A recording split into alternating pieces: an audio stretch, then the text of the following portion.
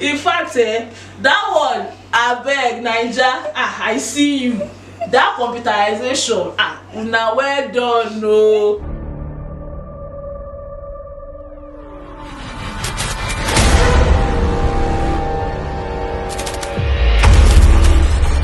Hey guys, welcome back to another episode of Sincerely IJ. How was your week? I hope you guys had fun. Mine was amazing. I hope you guys enjoyed last week's episode. If you haven't watched this, please make sure you watch it right after watching this episode we have here this week. So today we want to talk about a movie. We'll be doing a review on Elevator Baby.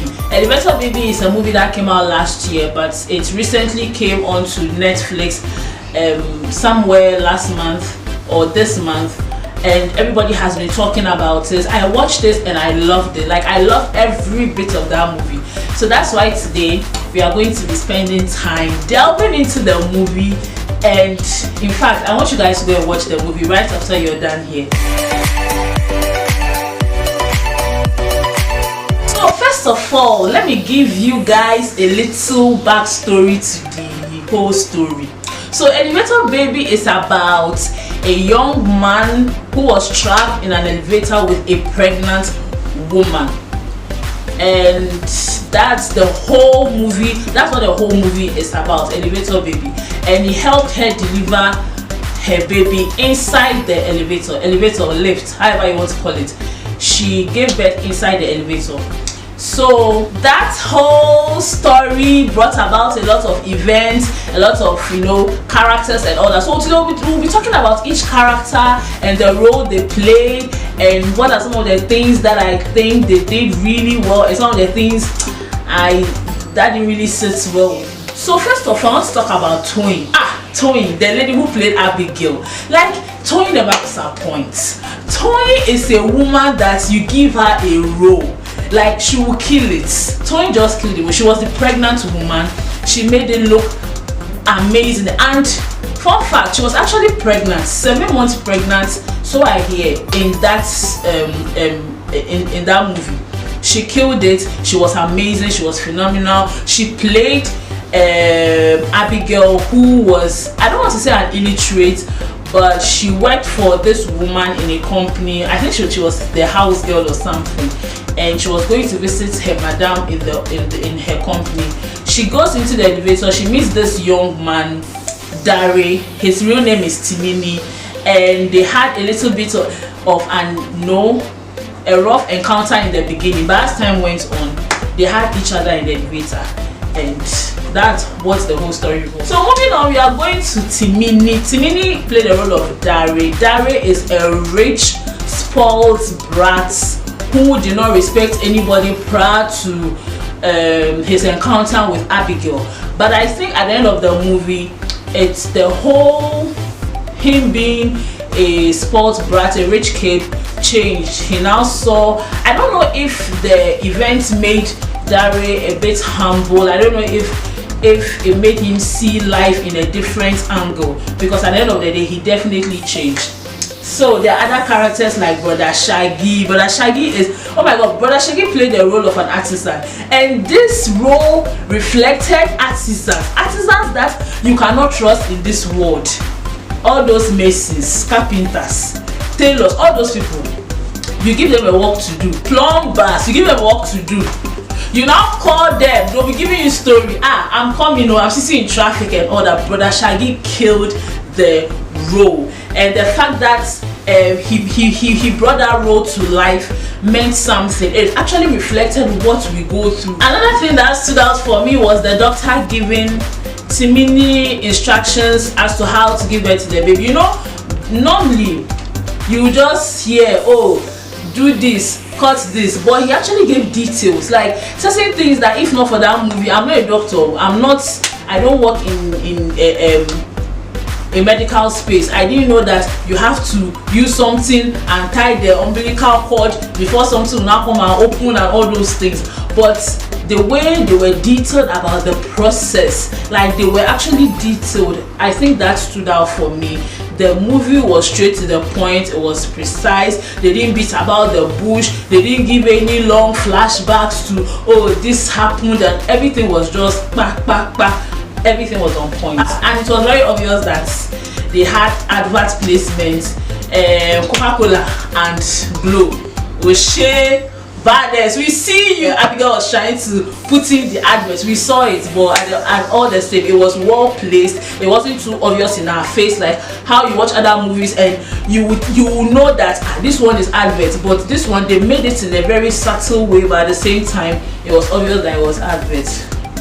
And one of the intense scenes for me, aside the giving birth in the elevator, was the scene between Dari and his mom. You know, typically in Africa, you don't get children standing up to their parents, especially your mother, and you talk to your mother anyhow. You know, you've been out the whole night, you come back and then your mother asks you where you have been, and you don't come and stand there and say that, why are you asking me, where is the money, you don't put money in my account, bag goes, all these. So that scene was really, really intense. The fact that they had a conversation going back and forth, it resulted in a very heated argument. I think that was a very intense scene for me. They killed it. I think the director did a great job, even though it's not something that we see a lot in Africa. But right now things are changing, times are also changing. So if that's what's going to make the movie, you know, make more sense, kudos to the whole team. But on the whole, the movie was amazing. The movie was worth my time. I like the fact that the movie did not drag unnecessarily. We did not talk about certain flashbacks about how his father died and all that. It was straight to the point. That's one thing I think every writer, every filmmaker should learn. So I know we have a lot of stories to tell. I know we have, like, every story has a backstory, and that backstory will now come and have another backstory, and the backstory will be continued, backstory upon backstory. But this one, they kept to the script. You know, they stuck to it. They hit the nail right on the head. They were precise.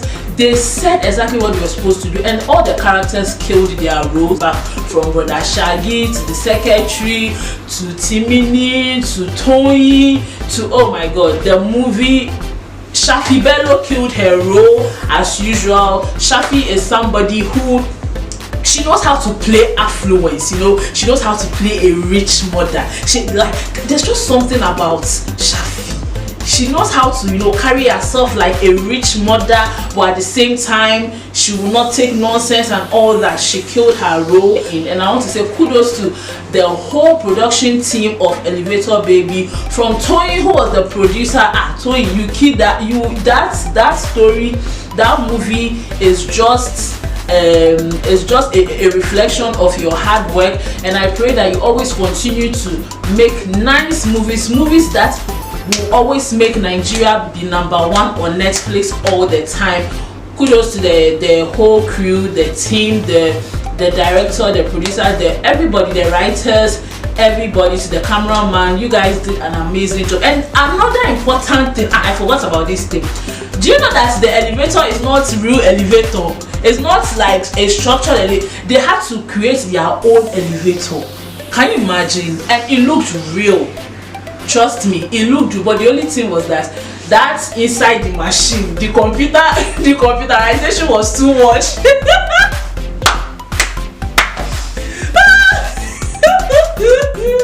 In fact, that one, abeg Naija, I see you.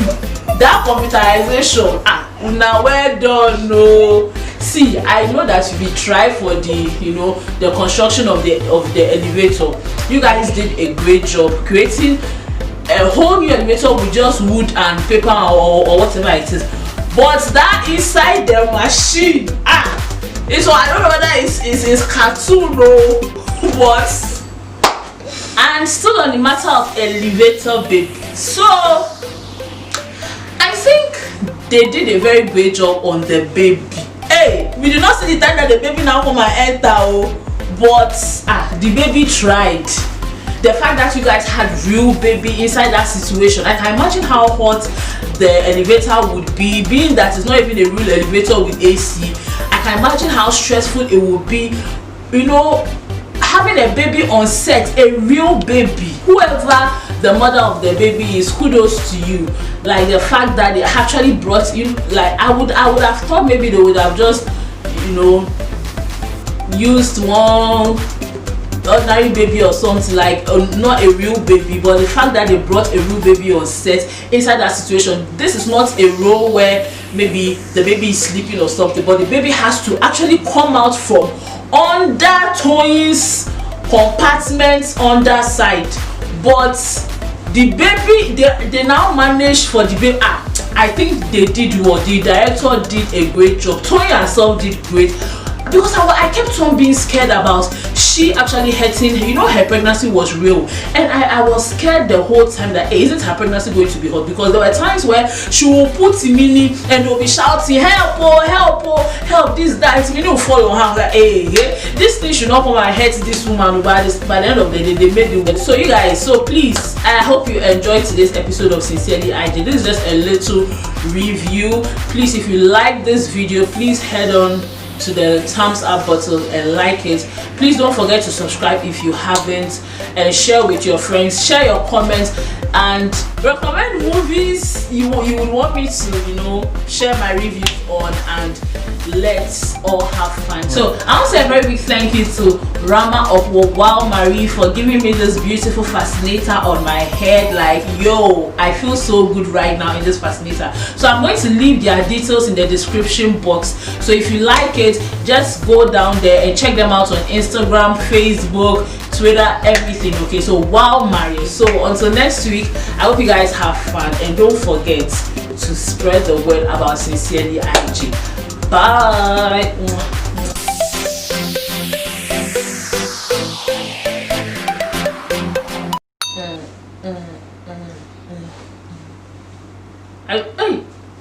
Hey guys, welcome back to another episode of Sincerely IJ. And yes, so still on the matter of elevator baby. Wow.